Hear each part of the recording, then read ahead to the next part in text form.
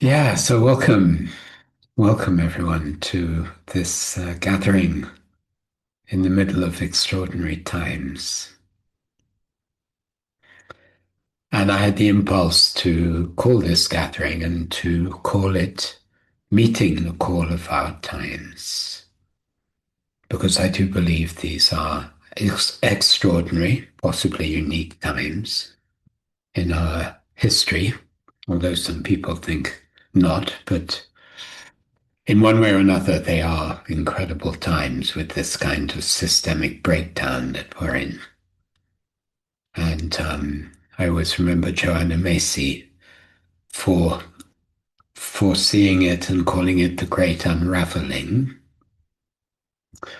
And I'm fascinated to see how many of the great traditions foresaw this time. There's actually a chapter in Leading in Chaos called The Traditions Speak, where I named and quoted, thank you, Emma, where I named and quoted exactly what some of the great traditions have said about this time. So I, of course, am super aware of all the suffering and all the chaos and all the breakdown that's happening. I'm vividly aware of that. I'm strongly connected to what's happening in the Middle East and elsewhere. And at the same time, I feel also strongly connected to what I feel is a whole new wave coming in. How that will play out, I have no idea. And don't bother myself too much with trying to know how it will play out, but rather with just staying more and more aligned with what I feel is very new and fast evolving. My experience is of a faster evolution in myself than I've ever known. And in some ways, I would say that I think what's being called for now is a kind of recoding. It's a recoding of our consciousness.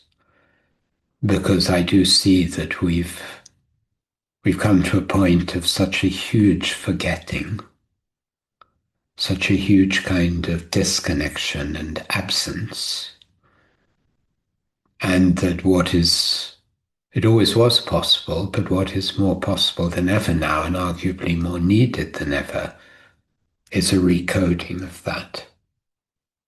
And one of the foundations of that is embodiment. Embodiment, because we've learned to live in a highly abstracted world where we're talking about things all the time. We're talking about ourselves. We're talking about the world. And of course, that can be very important.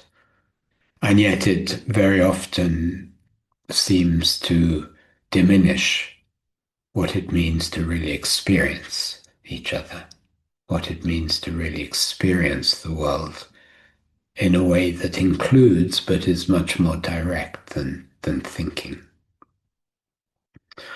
And for a long while, and right at the core of our new book, I've spoken about what I see and teach and live as the two pillars of the development that I see we're called to now. And there are different ways of describing it, of course. I simply use the words healing and awakening as two interdependent pillars of how we can recode ourselves as an ongoing process. So I'd love to speak a bit about those and then have dialogue with you. And I think it would be very appropriate if we actually start with a kind of guided meditation. So that on the one hand, wherever you've come from in your day, you can have a chance to settle. And at the same time, we can have an opportunity to rest in a very deep level of embodied consciousness and speak together from that. So, if it's comfortable for you to do so, I invite you to close your eyes And it's fine if you don't want to, of course. And sit up reasonably straight, comfortably, but reasonably straight, placing your hands wherever it's comfortable. And in my experience, one of the single most potent functions we have available to us is the function of paying attention. It's, of course, at the core of the huge uptake in mindfulness. And paying attention has nothing whatsoever to do with thinking. So when we start to pay attention, let's bring our attention first down into our body. It can feel sometimes like, oh, I have to bring my attention down because we're so used to it being in our thinking. And let's start simply by noticing the breathing. Just however your breathing is. The sensations of the breathing, the movements in your body.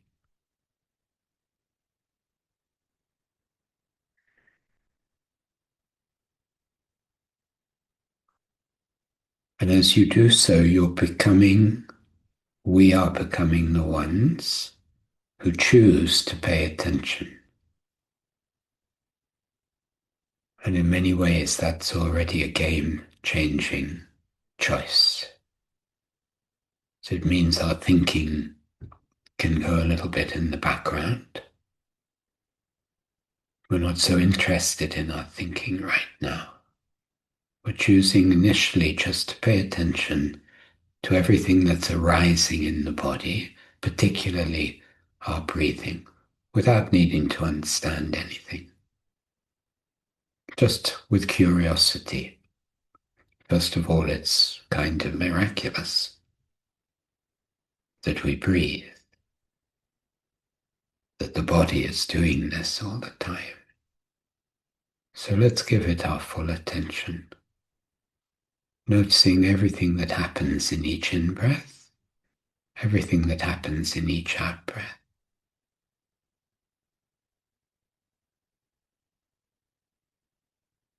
Moment by moment, changing sensations. Also in other parts of the body you may notice and just simply include.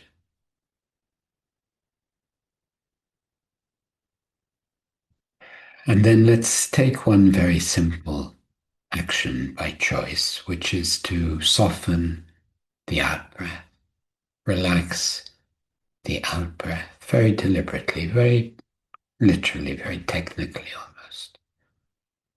To relax the out.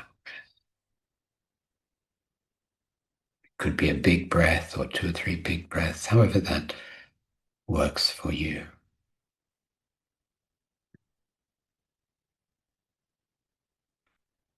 You may notice some tension in the breath. You may notice you have to make a kind of real choice to relax the out breath. Because we've been holding our out breath for decades in many cases.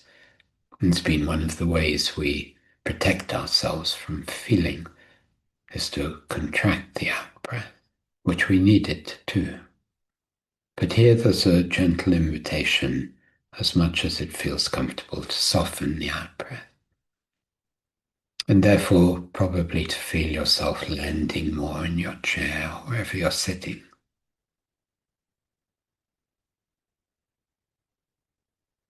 Your contact with your chair becomes more vivid.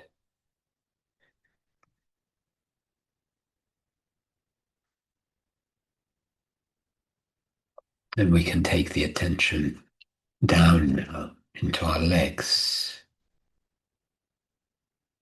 Notice the top part of your legs, just whatever sensations you notice, maybe not much, maybe a lot.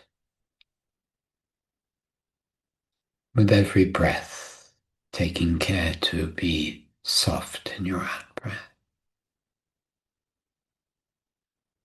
It's very literal.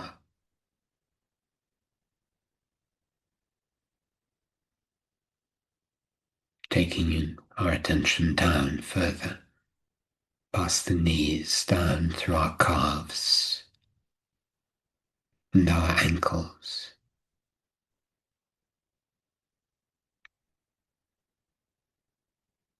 And then taking our attention to our feet, wiggling our toes, feeling the contact with the ground.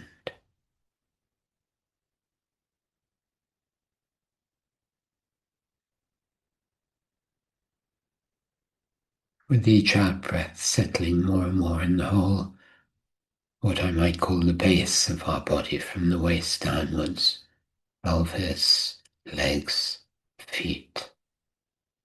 This is our base, our home base in the body. And much of the time we live up, we live more or less far away from this base. Now let's celebrate just coming into our base, coming home to our base, very gently.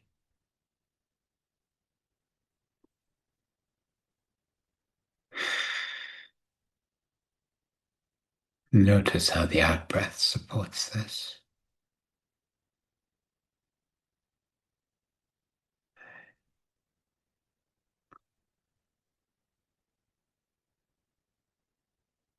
And then let's include our upper body, the straightness of our spine, while maintaining contact, connection to our base. Let's include our spine, our head, and our neck.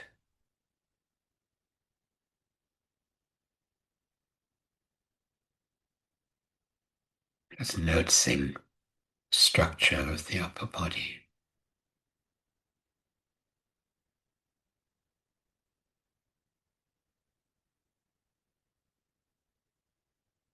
And as we maintain some awareness of our base, let's also explore a bit the upper body. So just as we have our feet and we feel our feet in contact with the ground, we notice our breath.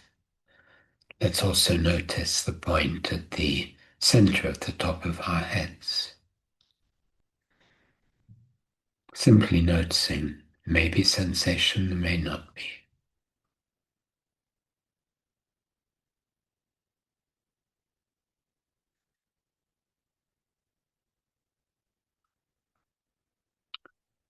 And let's take our attention to a point above and between the eyebrows in the center of the forehead. Just noticing what, if any, sensations you find there.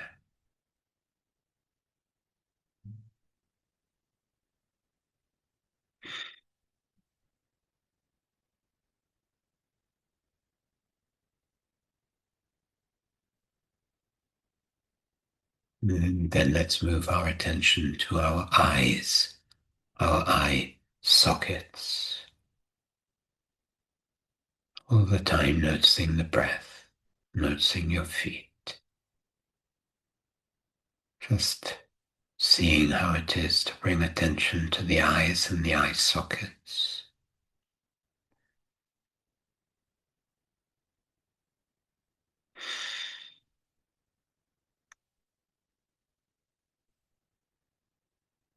And then to our cheeks and our cheekbones. Just noticing.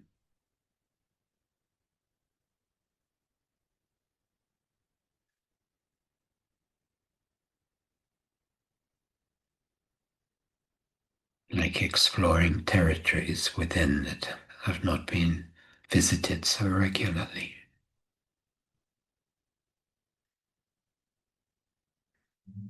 Then our nose and our nostrils,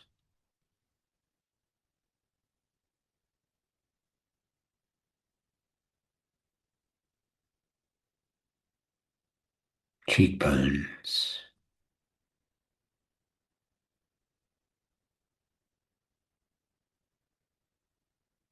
the breath as it enters our nostrils.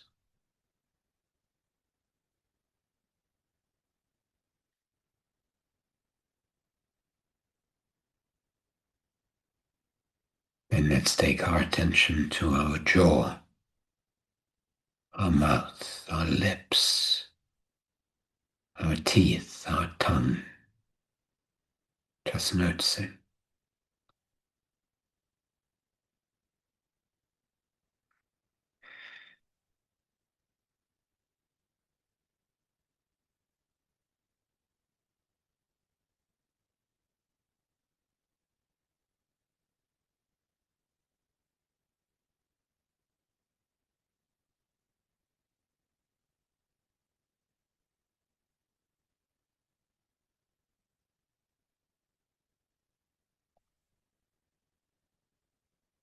So we've allowed ourselves to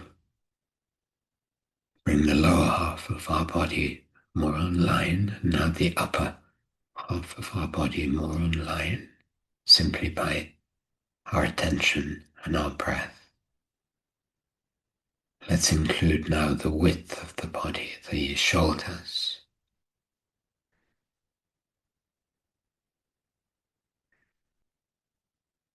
and our arms,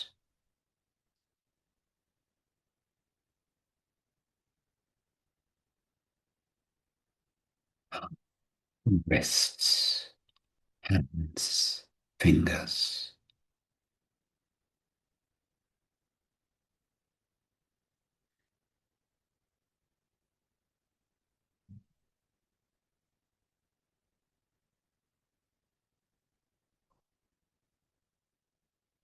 Now we can rest in an inner connection with the whole body and just noticing the constant flow of sensations that arise, constantly changing sensations. Some very clear, some very subtle.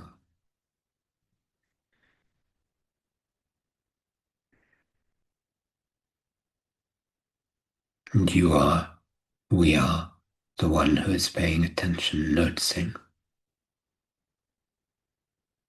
We are settling into deeper and deeper awareness.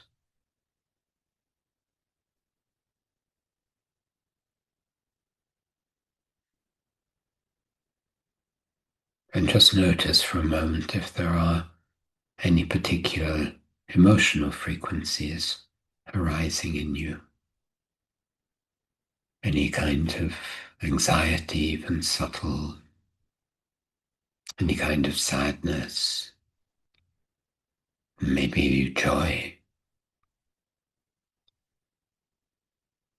and simply whatever is arising in your emotional body, to see if you can simply say yes and breathe with that, with a heartfelt welcome.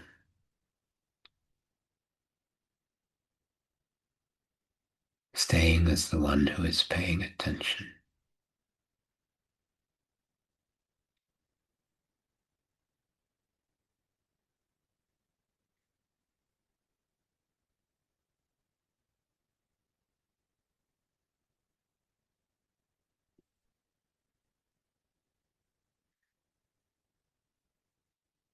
And then let's notice that at the same time as there are these constantly changing sensations, constantly changing. Let's notice that there is something else. Maybe you feel it as the kind of background, but something like beginning as a feeling of space inside. Perhaps it's just like a sense of being. And it's very different from the realm in which all the sensations are moving. You may notice it as a kind of stillness, a kind of silence. So let's turn our attention towards that for a moment, so the sensations go a little bit in the background.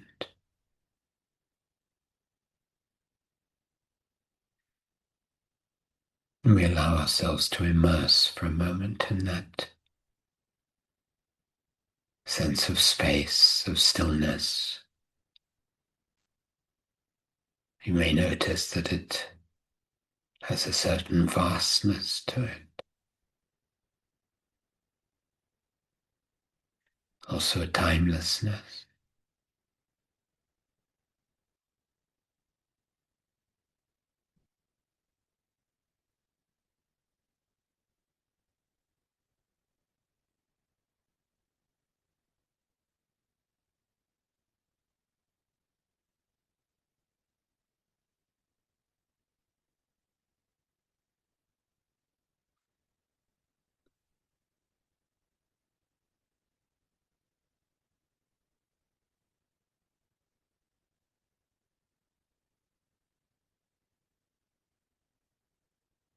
And so let's also bring our attention now fully back into all the sensations, the sense of the body, the experience of the body.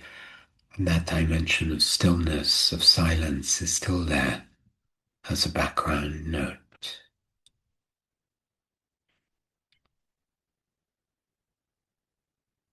I notice again settled in my chair, feet in contact with the ground, breath relaxed. And just let your breathing settle into what feels like the most easy, joyful, pleasant breathing rhythm for yourself now, whatever that is.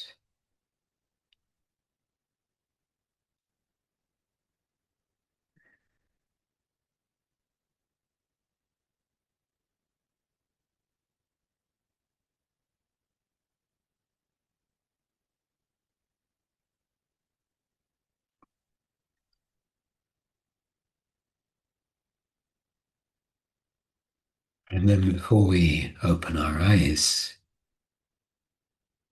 we could consider a very simple yet profound practice,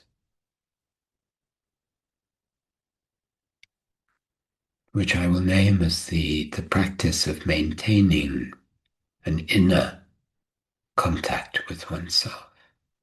And that's initially anchored in a sense of the body.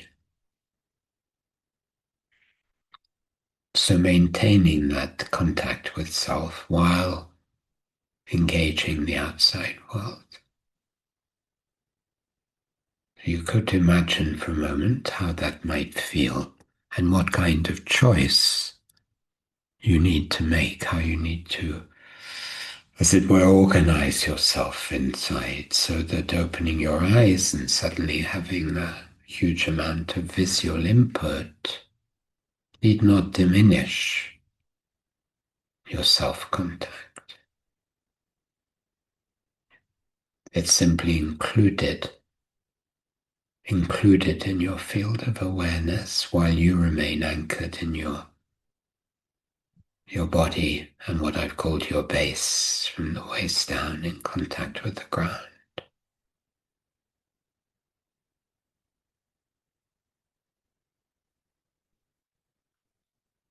Easy breath, noticing when you contract the out breath, always softening the out breath.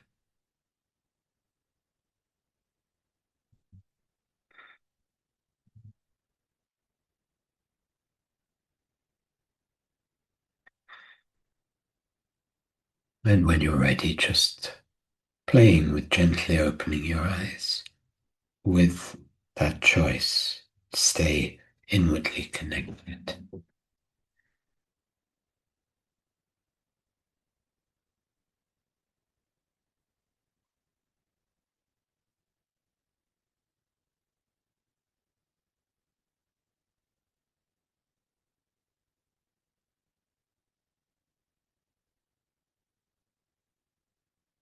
Good, and noticing how it is to come back into the visual world,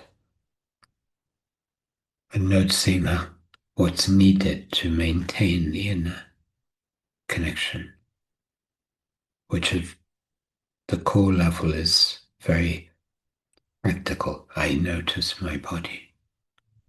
I stay in contact with the felt sense of my body.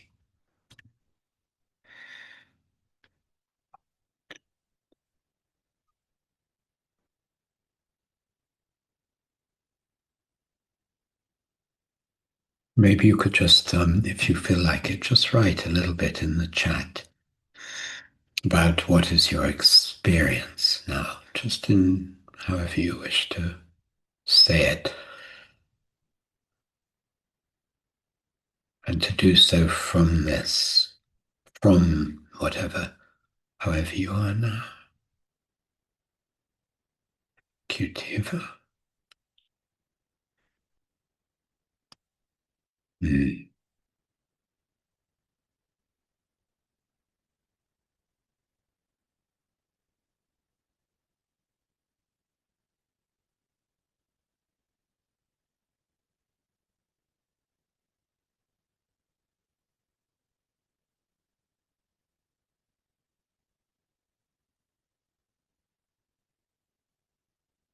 Mm.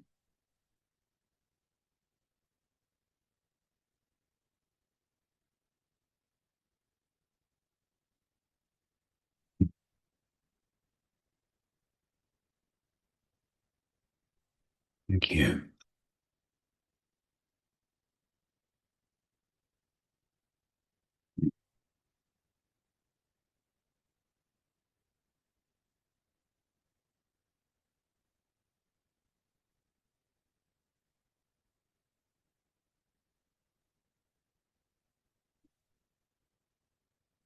Lovely. Thank you.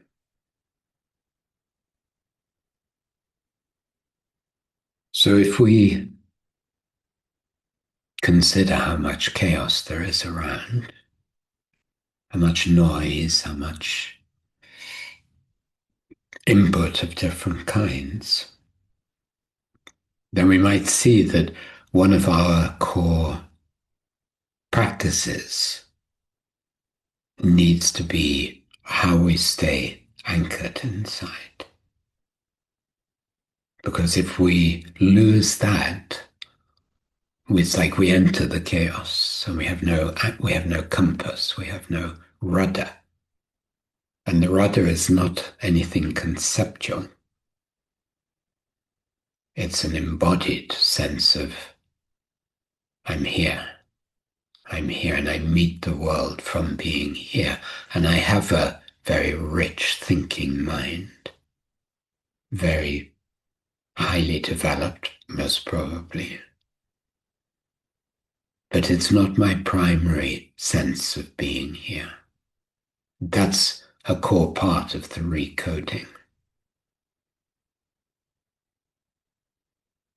And if we talk about recoding, I think we also have to bring in the word program.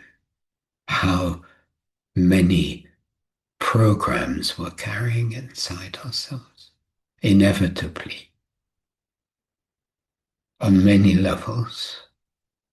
Programs about literally how we perceive reality, and therefore how we think about reality.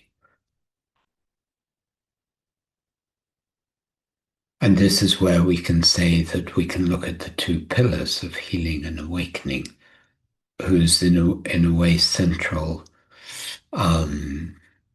intention is to clear these programs, to unwind these programs, which of course is a lifelong process for all of us.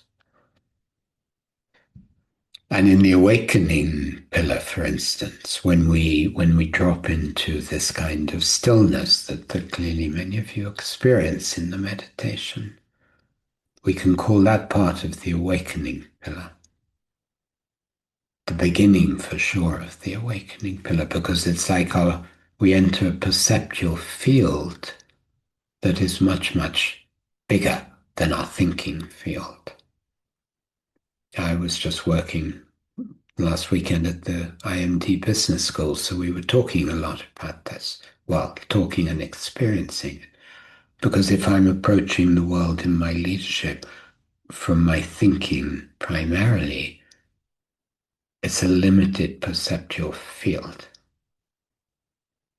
Very limited, actually, compared to what happens when I go into a more embodied state, when the being part of me opens, when the wisdom of the body starts to come online, of simply being embodied, my whole perceptual field starts to open. That's why, as I sometimes say, I really think we need to understand the core truth of how subjective reality is. Some would say 100% subjective, in the sense that, let's say you walk down a street and wherever you live, and you look at the street, and it is however it is, and you are however you are, and then you go into an hour of yoga or cardio or Pilates or whatever is your preferred way of loving and taking care of your body. And you come out of that gym or yoga studio into the same street, except the street is totally different because you're perceiving it in a totally different way. Because your inner frequency has totally changed. And the most important part of what's changed is that your body has come alive more. And I think we need to take that simple fact so seriously. That's why in our book, that's one of the reasons we argue that inner development has to be the first priority because it affects everything. How you were before your class and how you were after is very different, and nothing changed out there.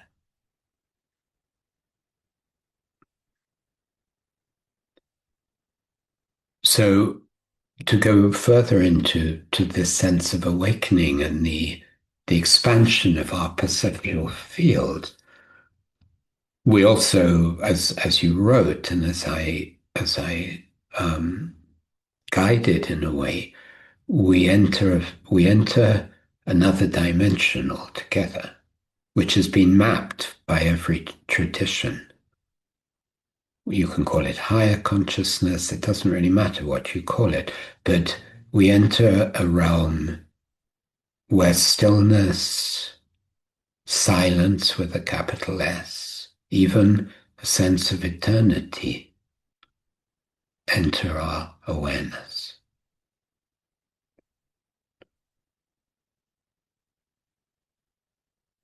I love the very simple image of when you open a book, you have all the black letters and you have a white page. And most of the time we're fixated only on the black letters, but the white page is always there if you're looking at a book. That other dimension of stillness and silence is always there. It cannot not be. Some of the traditions describe it as always was, always is, always will be. It cannot not be there. It's only we whose attention gets so caught up primarily in thinking, thinking, thinking, or in the black letters, and we don't notice until we suddenly notice. But for the majority of people, that noticing is small.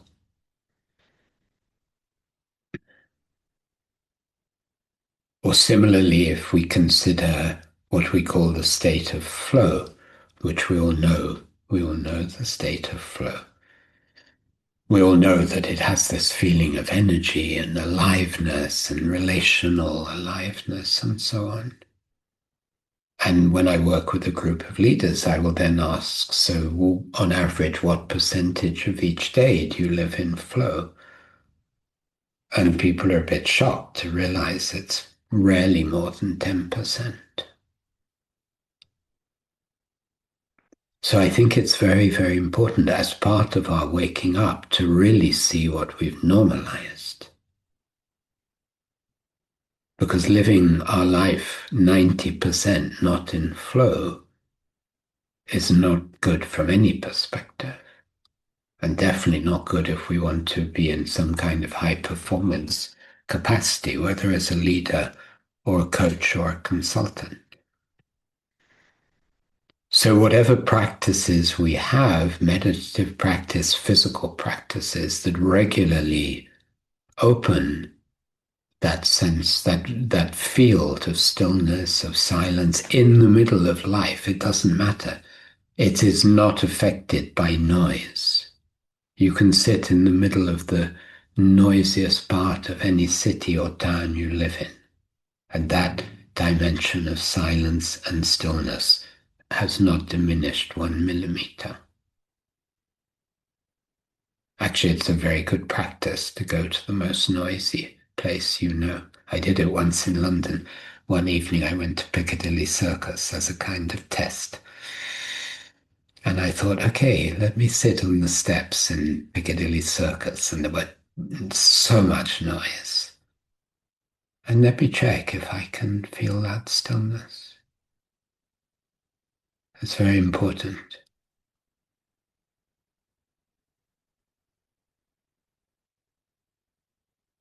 And in one way, it's simply a choice of attention.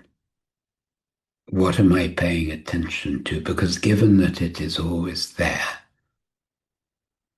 how come I'm not noticing it? Where is it means my attention has been grabbed, hence books like Stolen Focus. But the implication of that is huge because my attention is constantly where it is. And a lot of the time, I'm not choosing where it is. There's a chapter in our book that I particularly like because I was walking through Heathrow Airport one day and a guy walked past me on the phone. And the only sentence I heard was him shouting into the phone, "There's too much white space in your slides." It was incredible. It was literally the only thing I heard. And I thought, wow, wow. Could one sentence more vividly capture what we've reduced ourselves to? Because that's it. We're caught in the black letters. So that dimension of awakening is endless. It's endless. It's endless. And in my experience, it's constantly opening. Ramana Maharshi said something extraordinary. He said, the silence is more vast than all the libraries of the world together. Wow. Wow. He didn't mean that as a metaphor. He meant that as an inner experience. So there we have the awakening. And so there are many traditions that really pretty much emphasize that as being the most important thing. And if that is a kind of movement up, there are many traditions that are inviting us to simply go up into that dimension and live there. Many, old and very contemporary as well. Some of the big names around.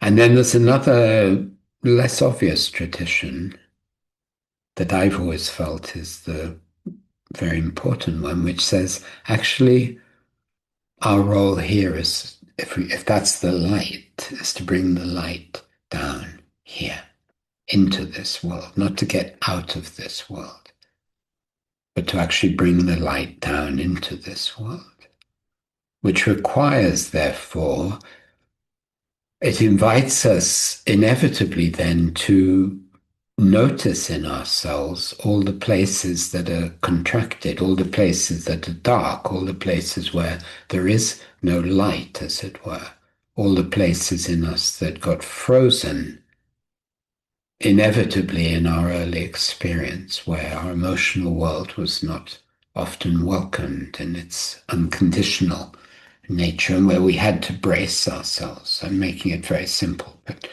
that's what all of us went through. That's how many of our core programs got formed at a very somatic level.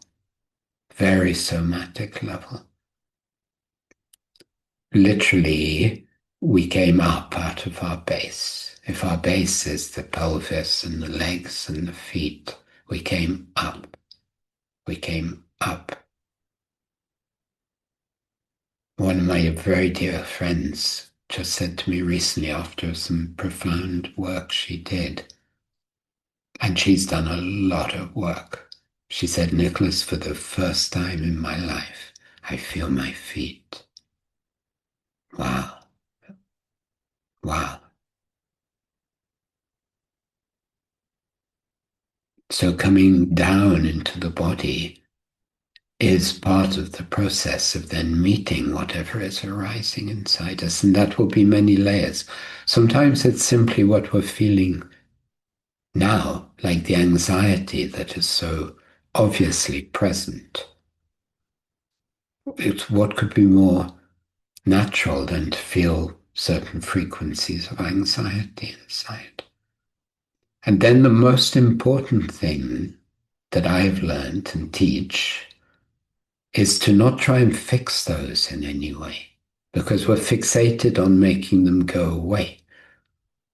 Well, first of all, that doesn't work. I've never seen that work. I've never seen someone be able to stop feeling anxious. I've seen people be able to numb it and think it's gone away, but it's simply numb in the body. Then all our sensibility has gone numb. But if we create spaces together where we can just say yes to whatever is arising. Yes, there is anxiety in my system. Let me just feel that. Let me breathe into that. Because then it metabolizes, and then the energy of that anxiety transforms naturally in us. And then we understand that when people say I feel blocked by fear, it's completely an illusionary thing to say. Because the real issue I block my fear.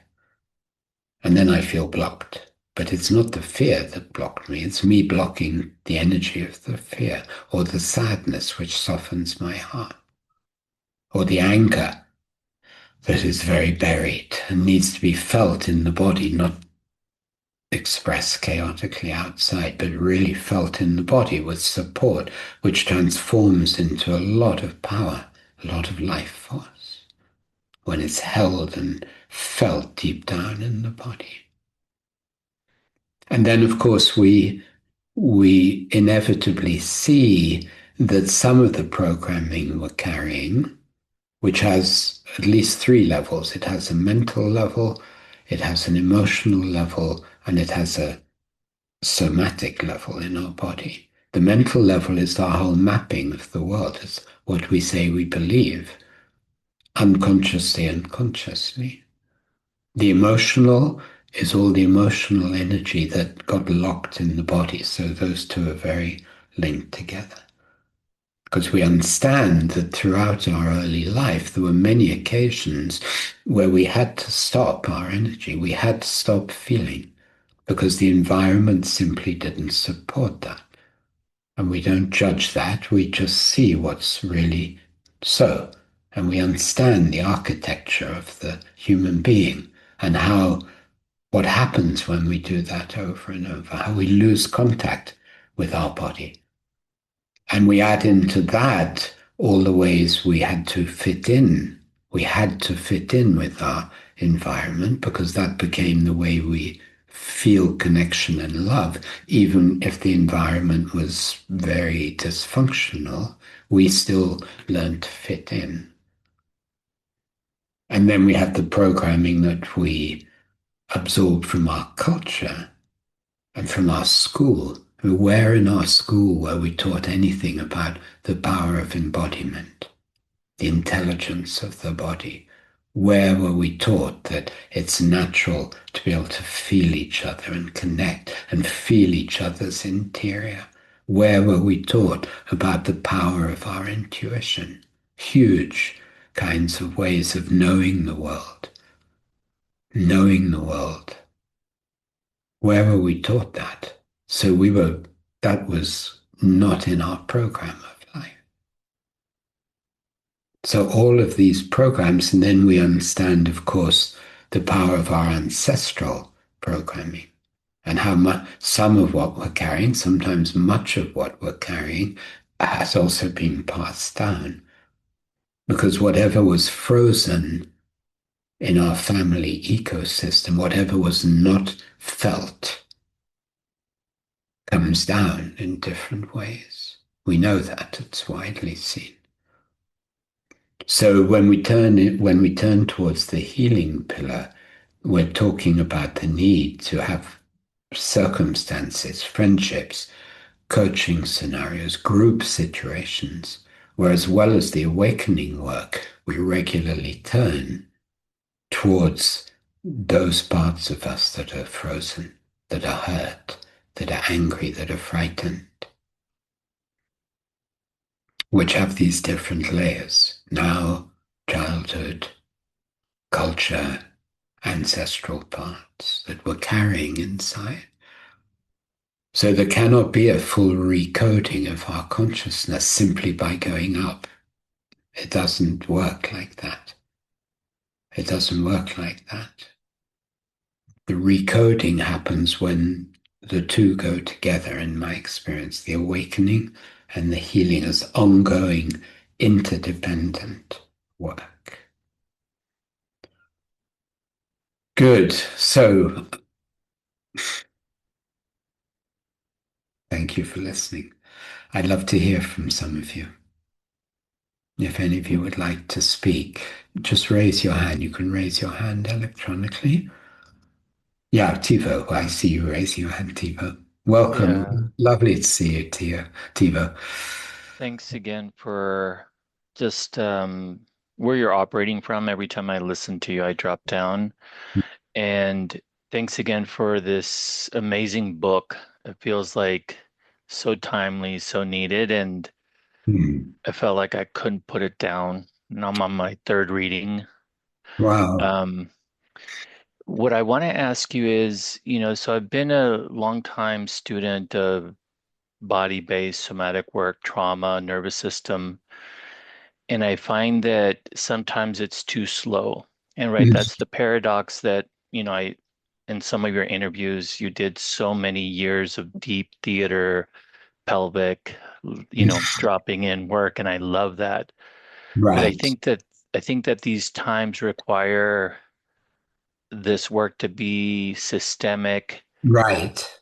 identity, relational, right? So I'm curious because I've been with Mm. that question for like a decade of how do we make somatic, ontological, and relational, and not have to have 30 years of repetition, but have a singular experience Right, where you're at the end, but yet at the beginning. So I would love to hear your right. thoughts on that question. What a beautiful question, Tivo. Um, so if I look at my own journey, of course it's true. I've been doing this a long time. Um, I also see that it's constantly new. And I think what you're speaking to is that we need almost like greenhouse situations, group situations. And I have some, and like in some of the trainings I do. And we see that the field between us gets, one of my teachers, Thomas Hoople, used to call it hotter and hotter. And and that happens over time with a group, and it happens a lot to the degree that people are super vulnerable, like can really feel safe enough to contact layers in themselves that are so buried. And as we do that together, the field gets exponentially hot. And in that kind of field, speed happens. Hmm. It really happens. I know it, and I've seen in the groups. People can say after a while, I'm a different person now, really. So that's one of the answers. I don't think it can be a solo process anymore. And I hugely honor your commitment and all you do, obviously. But we need group situations because that creates this heat. As Thomas used to say, it's like you take a spoon out of the kitchen drawer, and in that heat, it can change shape. But literally, it's a kind of literal metaphor. But that is how Yeah. it works. That is how it works. And in good group situations where healing and awakening are taking place, not just the awakening, not it has to be both. We have to have group situations where we can turn towards that which we may have spent decades turning away from, inevitably. The layers of our unconscious are unconscious and they're buried in our nervous system. But once we're in that kind of hot group field, things start to arise. Things that are buried start to arise, and our capacity to pay attention to them grows and grows and grows. Mm. And in short, I mean, what I'm saying is that is one of the fastest ways that transformation does happen. And I think the field, the global field we're in, is supporting that also more and more. And I see even in leadership programs I run, people are going through experiences quicker. I just did a Mm. 3-day program at the IMD Business School, and it's deep for them. It's new what I'm bringing. And I realized at the end, there was no pushback. Wow. Yeah, it was a wow, because I was literally opening doors that weren't even on their radar, or doors were opening. There was no one was pushing back. It's never happened Mm. like that. So Well, keep the it tells me that the times are also supporting this. well, thank you for your flamethrower. It's it's a good one. Thank you. Yeah, thank you, Tiva. Um, Ray. Yeah, Hi, thank you. Ray. We met in the ITG session, right? We did, yeah. Yeah.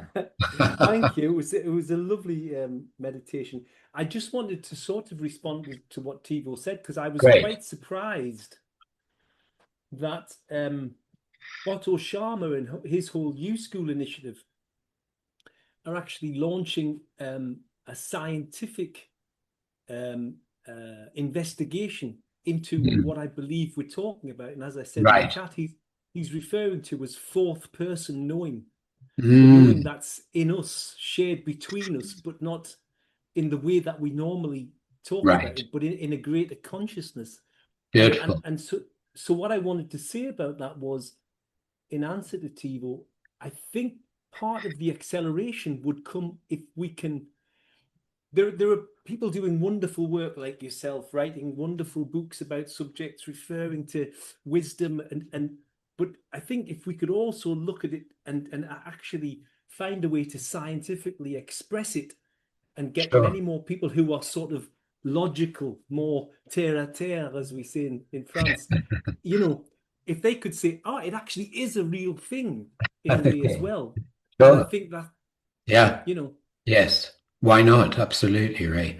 And one thing for sure, as I'm sure many of you know this, let's say in a leadership team, when we enter this hotter field, as I would call it, huge degrees of innovation start to come in, like really fresh thinking comes in. Of course, because our frequency is getting much faster. And people feel it as an embodied experience as well. And you see people's body, you see people's physiology changing. It's really fascinating. Thank you, Ray. Suzanne and then Pajemic. I was going to ask you a question, but I find myself wanting to respond to Ray actually. Mm, Um, I personally am noticing and seeing and experiencing what we're talking about here in so many different areas of what I do and what I see and people that I mm, meet. So I think it is big. I think it is becoming a great. much bigger thing. You know, Yes. in I follow a lady who is into somatic work and she talks about fascia and she's talked about this knowing, this fourth person knowing in terms of the fascia in the body. So I think it's out there. It's coming Yeah. together in many different areas. And one of the areas that I work at, well, the biggest area is music. And I'm always absolutely, I always want to ask you about your musical instruments, Nicholas, because I work in two worlds. I work in education. I'm a music teacher, Right. but I also am a psychotherapist. Yes. So I go from my life sort of oscillates between complete stillness, working one-to-one with somebody, to being in a room full of noise and everything a class full of children brings, making music. And I wonder if you've ever done any, if you've ever worked in a musical setting, doing what you're doing. Yeah, I used to. First of all, the drum in the background is the instrument I'm most semi-professional at, because I spent a long time studying in Africa, and I used to use the drum a lot in group situations because it's a very powerful activation of the body. I don't do it so much now, but I got quite good at doing that. I could work with like 100 people and follow the energy and know how to activate the energy with the drum. And the other instrument now is what I've been studying for about 6 years. It's the oud, the Arabic oud. And it's a remarkable instrument, phenomenally difficult. But it opens whole frequencies that I'm just beginning to be able to tap into after 6 or 7 years. And Yeah, I I mean, partly on it because it's so difficult. It's kind of interesting challenge as well. yeah. No, I Um, know that which you're talking about with the drum and being able to follow the energy. I've yeah. tried that with some of my difficult primary school classes, and Mm, it's amazing. Just beginning with a beat and just right, right. watching all their nervous systems come online as Amazing. they Mm, regulate with the beat and join in with it, and they don't even realize they're doing it. So there's a beautiful. real power Yeah, yeah, absolutely. And in I'm that. sure you know Jacob Collier. He's doing really powerful work with large audiences. I don't, so that's Jacob Collier, just yeah. go on YouTube, you'll find him immediately. But I want to also reference what you have said, Ray, and I've alluded to, and I just want to articulate it very clearly, that one of the core recoding parts of our consciousness, let's say, is that we gradually open to the truth that there are whole ways of knowing the world that we have never been taught, which are a combination of our body wisdom, our heart intelligence, our intuitive knowing, and then this residing in the stillness. That there are ways of directly knowing the world, directly knowing. And it's also what I teach in my coaching program. And that's what is coming back now online and needs to come online because we will never solve what's happening simply through our narrowness of linear thinking alone. Needs to take its place with all our intelligences. Pajemic. I think I said your name correct. Oh, you got it perfect. I really appreciate that, Nicholas. It's a struggle. It's a tongue killer for English speaking people. So you got it perfect. But first, thank you for the book. I got that last week, Okay. and You wrote on I've read LinkedIn, it. didn't you? You wrote on LinkedIn. That's right. Yes. Yes. I'm working through that. I have the other one. This is waiting just patiently because I'm spoiling myself with them. Mm, Uh, but I have a question to you because your work really resonates with me, especially the combination of awakening and healing that you cannot just make a quantum leap in one without touching the other. mm, And what I experience when working with senior leaders, and they're very much interested in awakening, but when we touch on something gentle, they're terrified. Oh, I don't want therapy. I just want yeah, jumping ahead. for And sure. um, this is sometimes a struggle because it never happened that if they tried it to touch something vulnerable from the past that Mm, programmed them, etc., that they would say, I regret it. They never said that. But mm. what would be your advice of how to, when I experience some kind of resistance or hesitance, how would you encourage them to just give it a shot? What would your words be for that? I think of it a little differently. Because I think if there's an energy coming from us, well, maybe of trying to do something, it can get in the way. I would say two things are needed. One is to establish a very clear, comprehensive cognitive map. Mhm. And that's not so difficult to do, so that there's a kind of at least a cognitive agreement about the An territory understanding. we're in. Yeah. Including awakening and including healing, or whatever language you give it. And the second thing is that it's all about safety. It's fundamentally about safety, which is a transmission from you. Right. And ultimately, it's a transmission of love. That is the safety, is that transmission of love. I'm here with you, and anything you feel is unconditionally welcome. So I haven't said it today, but I work also with the principle of radical inclusion. Everything is welcome. And then, it just naturally happens. Naturally happens. If you're warm enough and inviting enough without any sense of pushing. Pushing. Mm. Mm. Yeah, because when someone feels you're trying to get them to go somewhere, they will rightfully probably not want to. Contract. Mm.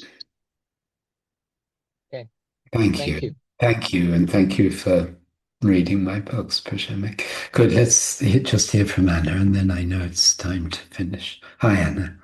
Hey, Nicholas. Thank you for this beautiful workshop. And my question is along the same lines, actually, because you mentioned not only the awakening, but healing is needed. And I'm curious, what's the sign of healing when you work with groups that you say healing happened here? Okay. And then I think you answered a bit talking about safety and love, and what's the conditions for that, whether from us, facilitators, or from the space, the group and the space. I'll try and answer briefly. So, the answer to your first part of your question is that people start to feel more. And you feel the field of vulnerability, and feeling becomes more and more open. Okay. And people will then report, even in the break, they have experiences that are different. So, on a simple level, it's about what shows you healing is happening is people are having new experiences. And sometimes it's very visible in the physiology as well. The second question, say it again. I got the. Yeah, that was more about conditions that what's Mm. need to be present from us as a facilitator, some Okay. coaches, and So, maybe also from the group or the space. How would you name well, it? if we're the facilitator, what's needed from us is to be deeply grounded, Mhm. deeply resting in huge stillness, and heart open, and totally attuned to each person and to the group field. Because that's transmission, then transmission comes through. It's not me, it's just that I'm a vessel for that. And people are affected by that, Mhm. little by little. And if they're not, they're not. But usually they are. It's all about what we bring as facilitators. Thank you. Yeah, thank you. Let's finish with a moment of quiet together. And thank you so much, everyone, for being here. I've got a lovely little bowl I'm going to ring. So let's just close our eyes for a moment and bring our attention back to the breath, back to our sitting, contact with the ground, and then the sense of the bigger space. So both dimensions of reality present, the black letters, all the sensations arising, and the white page.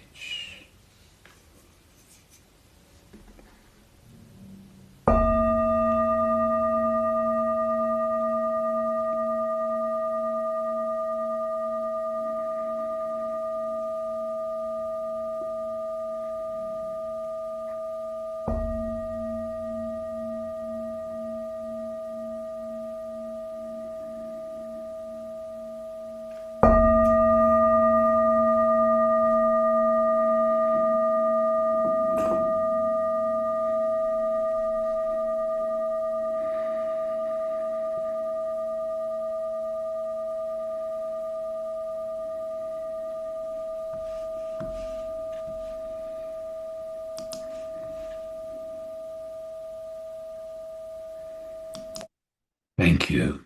Thank you, everyone. Thank you very much.